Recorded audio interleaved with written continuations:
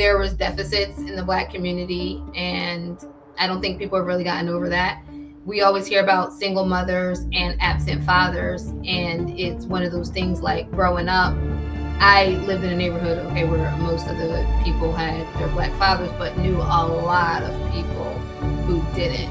And it's one of those things that because of that, you get bitter mothers who were mad that they had to raise these kids by themselves because of whatever situations, and then they perpetuated that hatred toward the father to the children, and now it tumbles down. I'll say it like this. I think even amongst the community, there's an act that happens. There's the reality of the woman you're dealing with when she's dealing with you, and that same woman around her sisters and her friends has a completely different energy. The performative part is not what men have a problem with, generally speaking. The performance is okay as long as it's beneficial and it's consistent. But somehow, some way amongst the community, there's this ideal that I got to keep it real. Your real is combative. Your real is strenuous. So there needs to be a balance, in my opinion, that you figure out how to perform better. I'm not saying the women of the other communities aren't invested or trying to hitch their, their hooks to the winner. I'm not saying that. I think women across all metrics do that. But there's something about our community specifically that assume, not dealing with women being a man, that they're only doing this because they want something. But I'm like, all women want something. So why is it amongst home? We're home. Why my something gotta be more strenuous with you? You're supposed to understand more. And that's not the reality for most brothers. I think a lot of times brothers just have low standards. They don't know what good treatment is, and they deal with it because they're comfortable dealing with it. They're comfortable being called out their name, belittled, second guessed, all of these things. This is what I've seen. So I think that when they are introduced or maybe have that interaction, sometimes it is a little bit like, oh, thing. Like, most brothers don't hear that they're beautiful. Like, but another woman from another race will tell you that no problem and won't minimize it the moment she gives you a compliment. Comparable to, in our community, you have a business, it's a little business. You got a promotion, it's a little promotion. Like we do that amongst each other, don't even realize it. It's damaging. And I'll those undercover haters though, like that's our running joke, and like that's what somebody call you, like Hollywood. Oh, you got your little job, you doing your little podcast, like you a big hater. Like we know those people. Like when they say that, you not my person no more. Like I'm cutting you out. Like we don't continue with you because you again, you go there, look, cook out your little house. It's like what? My little job, my little promotion. Like those people, and I get what you're saying. It's that crab syndrome. Like you see me coming up now, it's my little business. You see what I'm saying? Well, it's like I said, it's before, mostly. I'm sorry. It's mostly there's a competition. There's a most of competition amongst us, and we need to still sort that out. I can overwhelmingly tell you, I don't see that amongst most demographics. They're okay being the woman. They're okay being second, third, behind the background, as long as they on the winning team.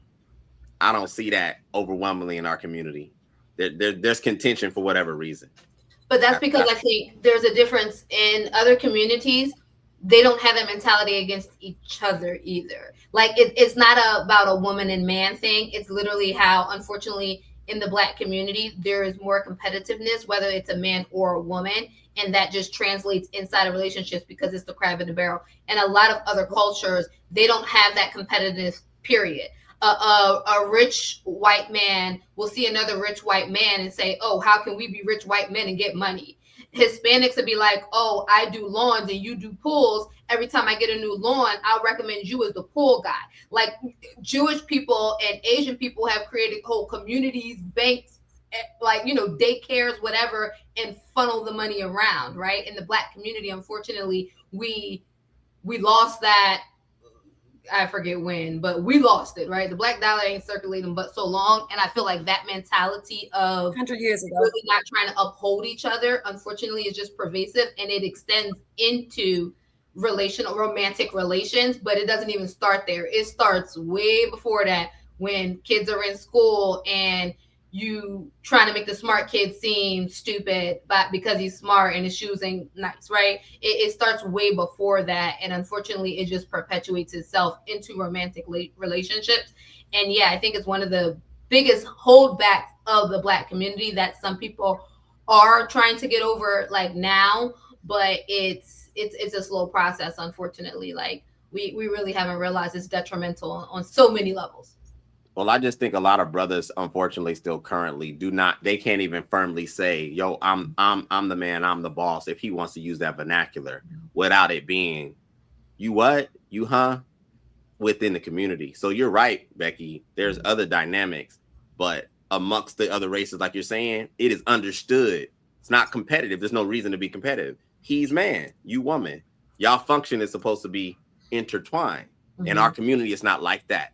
I have to continue to convince you I'm man, and then convince you again, and then convince you again. That's the problem, in my opinion, and it shouldn't be that way. But I'll land. I think there was a breakdown. Like, we know there was also a breakdown, right?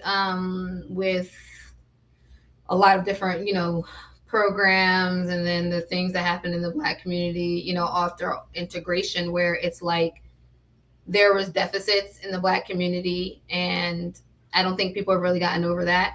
We always hear about single mothers and absent fathers, and it's one of those things like growing up. I lived in a neighborhood, okay, where most of the people had their Black fathers, but knew a lot of people who didn't. And it's one of those things that because of that, you get bitter mothers who were mad that they had to raise these kids by themselves because of whatever situations. And then they perpetuated that hatred toward the father to the children. And now it tumbles down. So it's like, and then you had kids who were mad. Like, unfortunately, I've known a few people who went to go have relationships with their dads, didn't turn out too well. So it's so, and then that anger, people harbor it, trauma. Everyone should go get therapy, right? And as a community, we need a lot of it. No offense to us, but we do. And it's like, you see that, right? Because you've been hurt by your father, or you've seen your mother hurt by her father. Now you're in the position where you're hurting a person, even if that person is a solid person. To your point, it's a little promotion or a little business, when that's a big thing, because you are a Black person creating Black wealth, trying to perpetuate Black jobs. A lot of times people hire people in proximity, and you're trying to build Black families, and you're trying to better the Black community. So it's, yeah, unfortunate. It is something that we as a community definitely have to work on. Go ahead, and why you want to say something? Yeah. Let me see. So,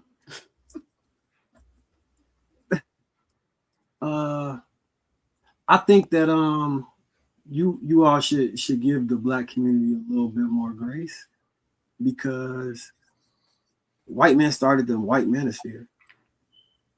They were complaining about their women.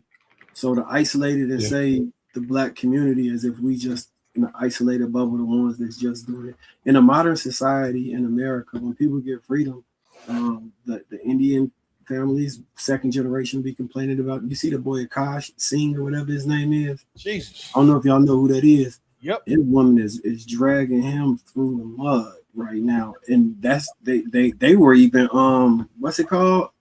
Arranged marriage, I believe, right? Wasn't that an arranged marriage? I don't think it was arranged, but I think it was arranged. I think so, and they were both allegedly. They were virgins. I do know that they were virgins. Yeah, they were allegedly virgins. She said she wanted the girl to say if she take it up the ass, it don't count, because that story she told about that party, I'm like, hell, yeah. Yeah, so that's why I said allegedly. What I will say is, we don't have the financial success or the wealth built as some other communities for various reasons. But I think we probably one of the few communities that outwardly every last person you talk to, whether they have a business or not, be talking about, as soon as I get some money, I'm gonna we need to buy. Like, I don't hear other people saying I need to buy white. We need to stay within the white community. Like, when people attack a Black man and call him a GER, and we had formed like Voltron and try to get on business communally against that person. You know what I'm saying? Like the brawl shit. Motherfuckers were swimming through lakes and shit, jumping up from under bridges to come fight. They had nothing to do with the situation. They just seen a Black man getting jumped in, and they get threw his hat up, and they ran to his aid. I think we probably should like give ourselves some more grace and not like hold other people in this. And that's not to say we don't have things we need to work on and fix. Because 100% there's leaps and bounds of improvement that need to be made. And we ideally want to see ourselves at the top of everything, which is why we kind of do the comparative analysis. But while we do that, let's not hoist anyone, else above us in that manner. And I'm not saying y'all doing that. I'm just saying in general when we have these discussions, so we can, And the second point I wanted to make was, if you are choosing to impress your friends versus your spouse, it's a great chance your ass gonna be single or divorced. When I was doing the most like kicking it and cheating and shit, a lot of that had to do with me hanging out with my homies as opposed to prioritizing my woman or vis-a-vis a family. And I would put myself in situations because I would prefer to be like one of the things that was gonna keep it real with their guys versus the woman I was dating at the time. For whatever, reason, it was the way I kind of viewed it, and the reframing of that allowed me to exist in a space where there's no real reason for me to have a lot of conflict and issues. Because one, if you got something important to say, I'm gonna listen to it. Two, my focal point is trying to do what's best for us. So how can you really ever argue with me about that shit? Like, exactly what my North Star is guiding me. Like, all right, how do we stay together, win, and wiggle through whatever situation as a family? That is going to lead to you not having a whole lot of conflict. But you get to choose. You can have best friends that's going to always have your back, and you overlook your family, your spouse for your friends, and care more about how your friends feel about your partner, male or female, or you buckle down and focus on your family and make that, or your wife, husband, girlfriend, boyfriend, however you form that relationship and make that shit an impenetrable force, and y'all work together, and outside forces can't work against you as long as it's within healthy, positive love. So that would be my statement. I mean, the truth is some of these people be looking at other folks because they're not getting in the house. So they don't really know how to even facilitate it where they're bringing structure and order within the house. So that's why they may go looking outside, because it doesn't exist in the home. So you need to be focused. You still got to focus on the home and figure out how can I get what I'm looking for within my wife or husband versus outsiders. And that may be just because of the foundation. You probably just didn't figure it out until later. And so now you find yourself in a situation, which that's one of the things you got to try to figure out. But some people don't want to go through that struggle. So it's easy to just exit or run, or I'm not dealing with this. But then they realize that they keep repeating the same thing over and over again, because you're going to have structure and order in these relationships and marriages. But some people just want to resist it, I guess. That's true. And I think a lot of people don't understand how, oh, I'm sorry. I don't know if there's a lag. I think a lot of people just aren't mentally and emotionally mature enough to even understand like where they are at that moment, which is why, as you get older, you start to realize there's certain things that I just want like that. Guys realize like, having all the ass in the world is not worth it. Like, let me be a solid person. Women, they want that family and that structure. Well, that's what we should anyway. So I just think that it comes time with growth, and, you grow through what you go through. You start to see like how things are empty. You're out there ripping and running the streets, and it becomes empty. And I think at the end of the day, a lot of times people want to feel needed and wanted and loved, and have somebody there when they're growing old, somebody to help wipe their butt or whatever the case is. That forehead, I can't. Random, I want to just highlight something else about our community a lot of people may not know, but David Harold Blackwell, he was a pioneer in game theory and a mathematician. This is a black man who pioneered the modern DNA structure from which the probabilities and statistics in which artificial intelligence is based upon. So when y'all using ChatGPT and Gemini and all these things, remember it was a black man that was very fundamental and instrumental in creating those things. David Blackwell, and you gained the chipsets, the AMD, i9, i5, i7. they're called Blackwell chips, I believe, and that's based off of being named after him. So if you didn't know that, that's something you all should know and be proud of. Nah, I didn't know that. I'm looking out on the facts. And boy, about to close out, but before we do, one of the things that I came across as well, which may be able to help some of you guys out there, is, and I've dealt with women, so I've often seen women duplicate what they see other women do when it comes to trying to please their man. You know, they may do nice gestures, or they may be a certain type of submissive way, but you really got to pay attention to what that man is really asking for, because you can do some great things and it doesn't take away, because people always counter and say, well, I've done this for you, this is what I do to you, but it may be some things that he's specifically looking for and need from you that you are not doing. So you have to pay attention to each person on an individual level. Those things are all good, but sometimes it goes deeper, and he may not even need all of that. He may be real simple, but if you're not doing what he's asking for, it could be just one little thing that just really will prevent y'all from growing. Pay attention to that and lean into that while continue to do everything else. So if you're not really paying attention and you're just doing what you want to do, because this is how you've been doing all your relationships, or this is what you've been watching these podcasts and watching these reality shows, and this is what they do, figure out what that person needs and then see if you can follow that order, because that's going to be the only order that really matters at the end of the day.